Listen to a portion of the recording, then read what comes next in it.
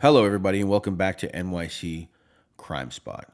In this upload, Pete the Pick LaFroscia, will be answering some of the questions that you left on the last video. Please keep in mind that at this moment, this is how Pete feels comfortable communicating with all of you on YouTube, and he feels comfortable with me putting this out, but it just has to be in the fashion in which you're about to listen to right now, which is me recording Pete while I'm talking to him. That is how he feels comfortable. So we will leave it at that. And I have a feeling things will get a little better technologically. And who knows, maybe we'll get Pete on the screen at some point. That's going to be solely up to him. So please understand the situation. And let's get to the first question. First question is from Pete D, 4866. A lot of people say Roy was a serial killer. They claim most murders were unsanctioned. They claim other members talked amongst themselves about it. Did Pete hear those rumors at that time? Did he ever think Roy was out of control? How was he able to look past Roy's evil side or not worry about ending up on the list of bodies, especially since he wasn't a made guy? Hey, Pete. It's good to hear from you, buddy. How's your father doing? My answer to your question, Pete, is that, Roy maybe did a lot of things, but you got to remember, he did a lot of things before he became a made member, you know what I mean? Before he got made. No, I can tell you that now because he's long gone and there's no jeopardy here. Now, was he a serial killer? No. I'm going to just say he did what he thought he had to. No. He wasn't the type of guy who'd send anybody in to do something. He would go first. Trust me. He wasn't about you do this, you do that. That guy did what he had to do when he had to do it.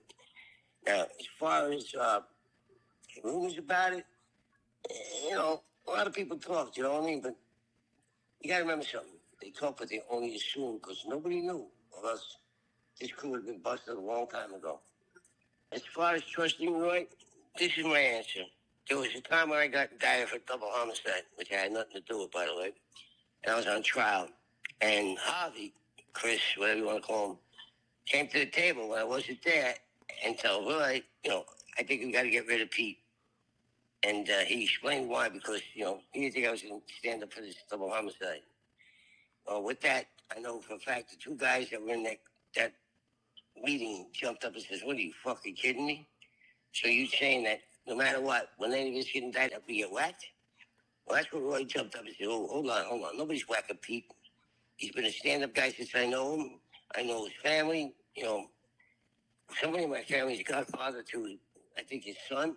And he says, "Ain't nobody whacking Pete." And his statement after that was, "Listen, using my arms and my legs." He says, "I'm the body of this crew, but using my arms and my legs. So be very careful about what you ask me when it concerns each other." He told him. He says, "And as far as that question goes, you're way out of line." He told him. He says, "Are you Pete's most stand-up guy I met? You got to remember something. Pete ain't no young chicken. You're a lot younger than Pete. He's been around. He's a stand-up guy. He's never said nothing about nobody, and I trust him." That's how I'm going to answer that question, Petey. Say hello to the family. God bless you. A.K.A. Pete the Pick. Signing off. Our next question comes from Hoaxel87. If given the chance, would Pete do it all over again, or would he take another path in life? Hello, Hoaxel. This is Pete the Pick answering your question to the best of my ability. You want to know would I do it all over again, take a different path? Well, I got to tell you the truth, Hoaxel. Hindsight, I'd never get involved. Look what happened. All the people that were supposed to be somebody turned out to be rats. Under bosses.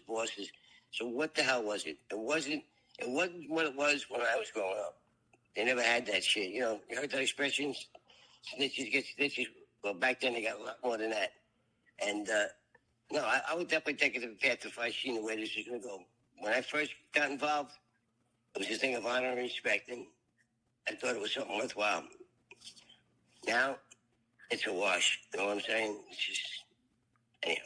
That's my answer, buddy. I hope you appreciate it. And if you have anything else you want to know, just don't feel free to call. Our next question is from Turbo Sammy 6085. Now, I know that Pete the Pick was a car guy. I would like to know what were his favorite cars. Imports, classics, hot rods, and American muscle cars. Hey, Turbo, Sammy, this is Pete the Pick. You asked a question about favorite cars, imports. I would have to say Lamborghini Miura Espada, which is a very rare car, very hard to get. Classics, I got that a Mercedes 350 convertible. And then for Master Hot Rods, 67 427 Corvette. I hope that takes care of what you want to know. If not, turbos, just go back in and ask me again. Our next question comes from James Parker 1. What was the funniest, most ridiculous situation he ever got into? Like when he looks back, what makes him laugh the most? Hey, James, this is Pete the Pick. I see you have a question for me. It's the funniest situation you got into. Well, I don't know if it's the funniest, but I think you'll get a kick out of it. So me and this guy steal a car one night, bring it to my warehouse to chop it up, right? We get to the warehouse, and I can't get the damn door open to get the car in. Within a matter of 10 minutes, we hear like sirens coming from all over. Now, the door was open enough for me to slide under. So I slid under the door, and he ran over the railroad tracks that were in the back of the warehouse.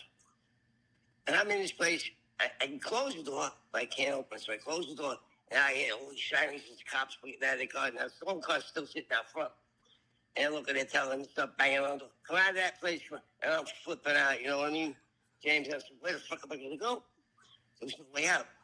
Previously, about a couple of months ago, we were at a junkyard, me and my partner. And this guy had like maybe 10 or 12 vicious fucking watchdogs.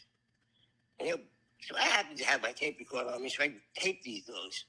You know, I kept it in my partner said, what the hell you do with that? I said, I don't know, but they sound badass. I want it. So I have this in the office. So now they're banging the tell me, I'm going to break the fucking door down, come in and get you. And then you're going to see, I'll say, holy shit. And then I remembered the tape. So I put the tape on, and we had an intercom system. And that fucking thing sounded like a fucking zoo. These dogs are going crazy. And I can actually physically hear these cops back it up. and they go, fuck, he's got crazy dogs, and everybody back up. So they back up. I'm still trying to figure out how to fuck. And then I remembered, in the bathroom, there was a small water pipe that went up to a skylight. Now, this is an old skylight. It's got 4 sides to it. They're all like triangular shape. So I'm figuring, is this pipe going to hold me, right? I said, fuck, I got to go for it. Now they're yelling, we're coming in, we're shooting the fucking dogs. Oh, my God, here we go. So I shimmy up this fucking pipe, right? And I get to the skylight. And I'm having a hard time popping the glass out. But I finally get it out. I get one arm in and my head in, and I can't get the rest of me in, so I'm hanging there. And I hear him banging on the door. I said, oh, my God. I wiggled my way out of it. While I was getting to it, that thing tore me apart. It was like a fucking wildcat had me. I was shredded. I get up on the roof, and now I'm freaking out. Where am I going to go now? And I'm looking. Now, our warehouse was from one side of the street to the other, right? And I looked over the side where the cops were. They were fucking all over the place with lights. She goes, oh, my God, I'm going. This is a bad one. So I walked over to the other side of the roof and went to the other street, and there's nobody there. Now, all that's parked down there is like a U-Haul, a van, right? Now, I'm a 2-story building, right? I'm saying, what am I going to do? I said, oh, fuck it, man.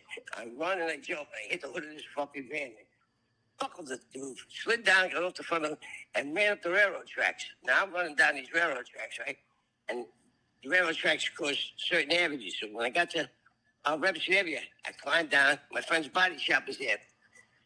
Went maybe about 300 feet to his body shop there. So it's late at night now. I bang on the door. I hear the minute with girls partying and shit, right? And Richie says, who is it? I says, it's me, Pete. He says, well, come on in. I says, nah, Rich, I don't think so. You should come out and talk to me. He said, uh-oh. He comes out and he looks at me and says, what the fuck happened to you? And I says, I don't know what to tell you, Rich. He said, what do you want? I said, Richie, just drive me home. So he took me in the tow truck and drove me home. Later on, I found out the kid that ran on the railroad track broke his leg, but he turned out to be a CI. So I don't know if I consider that funny or not, but that's the story. Our next question is from Marsabar869. What was it like being on trial alongside the crew and people like Paul Castellano? You want to know how it was sitting in that courtroom with Paul Castellano, boss of bosses, Capita Tutti di Capa, and the rest of the crew? I'm going to tell you what, it's scary as shit. Now, I ain't the type of guy that, I wasn't nothing, but, what can I think when the judge said we were the worst ghouls he ever met? I mean, that's a little bit an understatement for a judge to say to the jury. That's crazy. But anyhow, that's the truth. I was nervous. And, you know what happened. We're on trial with Big Paul, the boss, for 90 days, and all of a sudden, we went for steak and never came home. So if you need to do anything else, Master, just call. Our next question comes from Foley Santa Maria. Besides the ubiquitous caddies, what kind of cars did Roy like to purchase or drive? Hello, Foley. This is Pete the Pick. I see you asked me a question about Roy and Cadillacs and things like that. Well, Roy never drove anything but a Cadillac. Now, here's a little trivia for you. Wise guys, made guys, never drove green cars. They thought they were bad luck. I hope that answers your question, honey. Take care. Our next question is from Tony Collins, 5195. What was Pete's record for the most cars stolen in one night? Hey, Tony. This is Pete the Pick. You want to know what's the most cars stolen in one night? Well, if I remember correctly, it was 17. That was like in 3.5 hour to 4 hour time. That's my record, I believe. Anyway, it was 17 and 19. Well, I'm going to stay with 17 and low because I'm sure of that. Does that answer your question, Tony? Our next question comes from Oscar Madison, 8530. Are there any cars which Pete thought were a waste of time to heist? Hello, Oscar. Madison, this is Pete LaFroscia, or a.k.a. The Pick. Your answer was cars that were a waste of time. Well, at the beginning of this operation, I had no choice. I took what was on the list, and that was it. Our next question comes from Damian McDonough, 7908. Ask Pete to describe a typical weekend night at the Gemini Lounge. Patrons, entertainment, vibe, and energy of the establishment. Hello, Damien. This is Pete the Pick. You asked a question pertaining to the Gemini Lounge and the atmosphere and all of that. Well, I'm going to tell you, this was a very small lounge.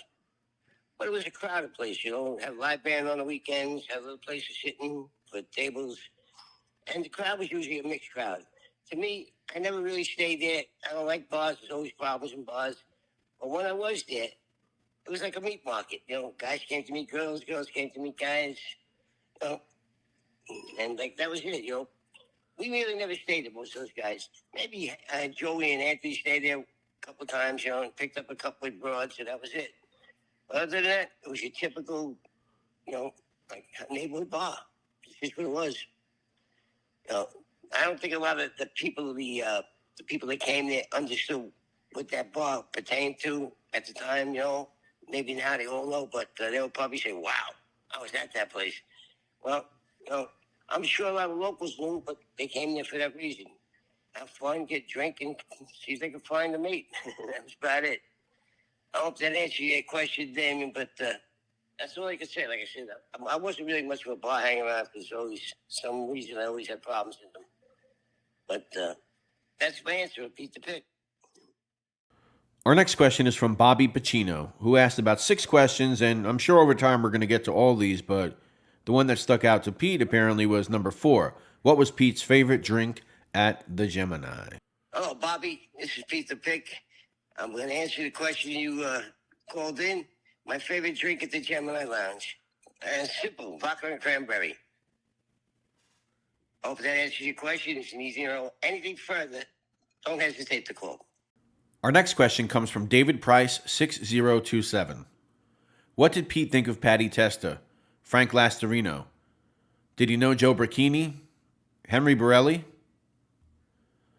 David Price, he's going to be answering about 3 of these. Hello, David. This is Pete the Pick. You asked the question, what do I think about Patty Testa and Frank Lastarino? Well, we'll start with Patty. He was a stand-up guy, an entrepreneur. This guy was business-wise. Made a lot of money for certain people, including himself. I have nothing bad to say about Patty, except I'm sorry that what happened to him. He didn't deserve that. Now, as far as Frank Lastarino, Frankie was a good guy, too.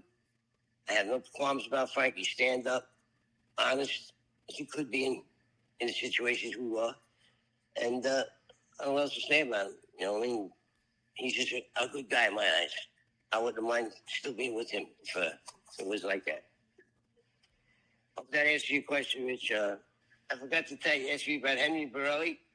Well, he was to me a Machiavelli. He was the guy that walked into the restaurant with his coat, long coat over his shoulders. You know what I mean? But he was a man's man. He's good boxer with his hands. You know, he was all right. Henry was a stand-up guy too.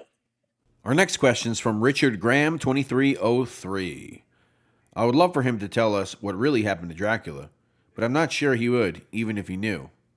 Well, I'm not sure he would, even if he knew either, Richard. But Pete is going to answer. As far as the rest of this question, he did not answer at this time.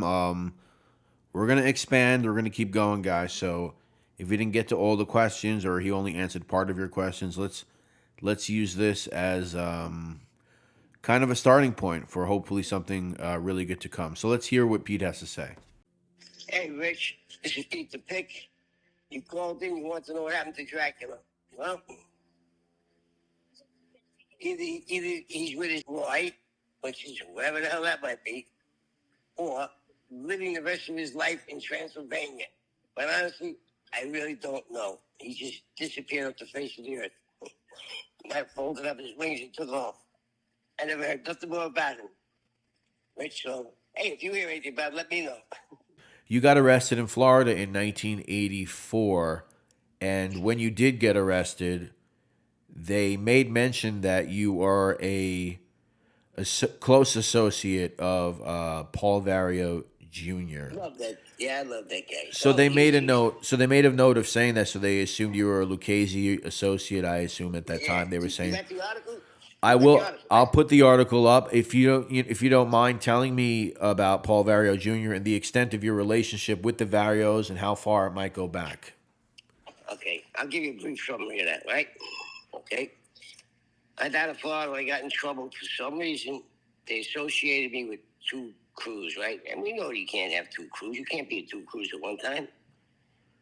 So, anyhow, I knew Paulie for a long time. Paulie had junkyards, all that crazy shit he had going on. And he also owned a bar called Gefkin's, which was a specialty because everybody that cashed their checks went there, the workers, And like I said, I got one good with Paulie, you know what I mean? And I'm going to tell you another story about Paulie later on with me and things that happened that, he had a lot of respect for me. And I kind of say he treated me with almost like family. As a matter of fact, he came up in my truck, my double homicide trial by the state.